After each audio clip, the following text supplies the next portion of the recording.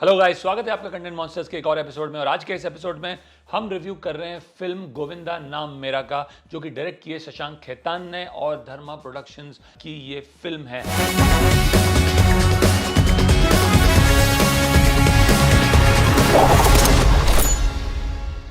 इसके मुख्य कलाकार हैं विकी कौशल, भूमि पेडनेकर, कियारा आडवाणी, रेणुका शाहने, दयानंद शेट्टी, सयाजी शिंदे, अमय वाघ, तृप्ति खामकर और शशांक खेतान भी एक कैमियो में। अब फिल्म जो है एक टिपिकल 90s मसाला फ्लिक की तरह शूट की गई है। कहानी भी उसी तरह की है। विकी कौशल जो हैं एक स्ट्रगलिंग कोरियोग्राफर हैं जो परेशान हैं उनकी जिंदगी में जितनी भी औरतें हैं उनसे। एक तरफ है उनकी बीवी भूमि पेडनेकर जो उन्हें टॉर्चर करती रहती है, ताने देती रहती है, जिन्होंने उनका जीना हराम कर रखा है, लेकिन उन्हें डाइवोर्स भी नहीं देती जब तक वो उसे 2 करोड़ नहीं दे देते। मेरे को डाइवोर्स चाहिए। मेरे को डाइवोर्स चाहिए ना। हाँ।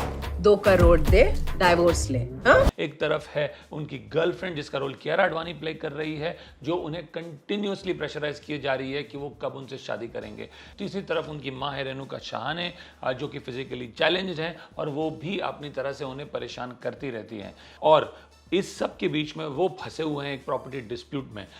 उनके जो पिताजी थे वो फिल्म्स में फाइट मास्टर थे और उनकी जो वाइफ और पहला बेटा है वो उस घर पे हक जताने आ गए हैं जो उनके फादर ने उनके और उनकी मदर के नाम छोड़ रखा था। उस घर की वैल्यू है 150 करोड़, लेकिन वो अब लीगली चैलेंज हो रही है उसकी ownership by his father's first family. So इन सारे झंझटों से ये कैसे बाहर निकलते हैं, किस तरह से खुद एज अ कोरियोग्राफर स्ट्रगल कर रहे हैं, किस तरह से फंस जाते हैं पैसों के चक्कर में, एक म्यूजिक वीडियो बनाने चलते हैं एक पॉलिटिशियन के बेटे के लिए और वहाँ पे भी ये बुरी तरह फंस जाते हैं बिकॉज उस पॉलिटिशियन को वीडियो बिल्कुल पसंद नहीं आता और वो भी सारे पैसे इनसे वापस मांग रहा है। और एक तरफ है एक पुलिस वाला जिसका रोल दयानंद शेट्टी ने प्ले किया है, is quite hilarious in the film. उसने उसे एक गन लोन में दी है जिसकी वैल्यू 2 लाख है और ये वो भी उधार चुका नहीं पाता।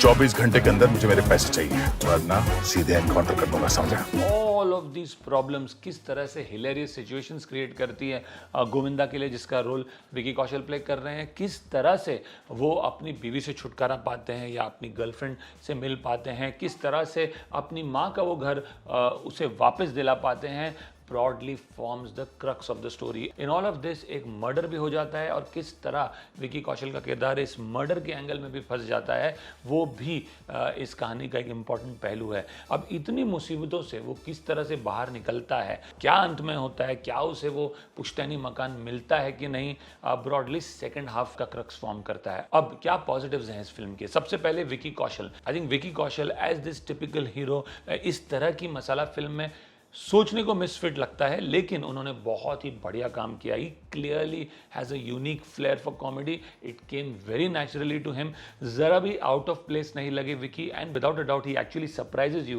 With the flair for comedy that he is shown and displayed in this film. इस फिल्म के बाद मुझे कोई डाउट नहीं है उन्हें और भी इस तरह के कमर्शियल रोल्स मिलेंगे to showcase his talent. It's very clear that he is not a unidimensional actor. एक तरह की सीरियस सिनेमा ही नहीं, वो कुछ भी कर सकते हैं, whether it was dance, whether it was comedy, सब कुछ उन्होंने इस फिल्म में किया है। So hats off, I think brilliant performance. उसके अलावा आई थिंक बहुत ही इंटरेस्टिंग सपोर्ट कास्ट है, जो कि मेरे हिसाब से इस फिल्म का सेकंड स्ट्रेंथ है। चाहे सयाजी शिंदे हो, अमय वाघ हो, रेणुका शाहने हो, भूमि पेडनेकर ने बहुत अच्छा काम किया है, या तृप्ति खामकर हो as the maid who is very loyal to Bhumi Pednekar. ए पोपट, तू केस हारने वाला है। ये बंगला है ना, तेरा सौतेला भाई लेके जाने वाला है। पनौती चल। तो इन सभी ने मिलके बहुत अच्छा काम किया है, and the standard one liners and the gags that they use actually keep the humour element alive throughout the film. So ये 2 चीज़ें मेरे हिसाब से इस फिल्म की कोर स्ट्रेंथ है। अब क्या वर्क नहीं करता इस फिल्म में? आई थिंक सबसे बड़ी चीज़ the script, wafer thin plot है, बहुत सारी इम्प्लॉजिबल चीज़ें दिखाई गई है, and to lift a film of this nature into something magical, वो काम एक ही आदमी कर सकता था 90s में, क्योंकि ये इंस्पायर हुई है 90s से, और वो थे गोविंदा। वो इस तरह की फिल्म्स का लेवल इस तरह से लिफ्ट करते थे कि आप प्लॉट और स्टोरी लाइन को भूल ही जाते थे। आप सिर्फ और सिर्फ गोविंदा पे फोकस करते थे और वो एक्चुअली आपको हंसा पाते थे इस तरह की फिल्मों में। आप देखेंगे तो आपको कहीं ना कहीं साजन चले ससुराल की भी झलकियाँ नजर आने लगेगी या याद आने लगेगी, लेकिन जिस तरह से गोविंदा इस तरह की फिल्म को लिफ्ट कर सकते थे, वो ये नहीं हुई है। तो वो काबिलियत सिर्फ उस कलाकार में था और वो मिसिंग है यहाँ पे।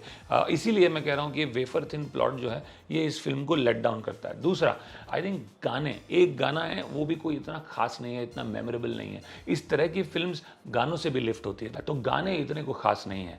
और तीसरी चीज़, आई थिंक फर्स्ट हाफ पूरा वेस्ट हो जाता है चीज़ों को सेटअप करने में। आई एक्चुअली वंडरिंग कि where is this film going, to only realise that this was a setup happening for the second half, लेकिन तब तक काफ़ी देर हो चुकी है।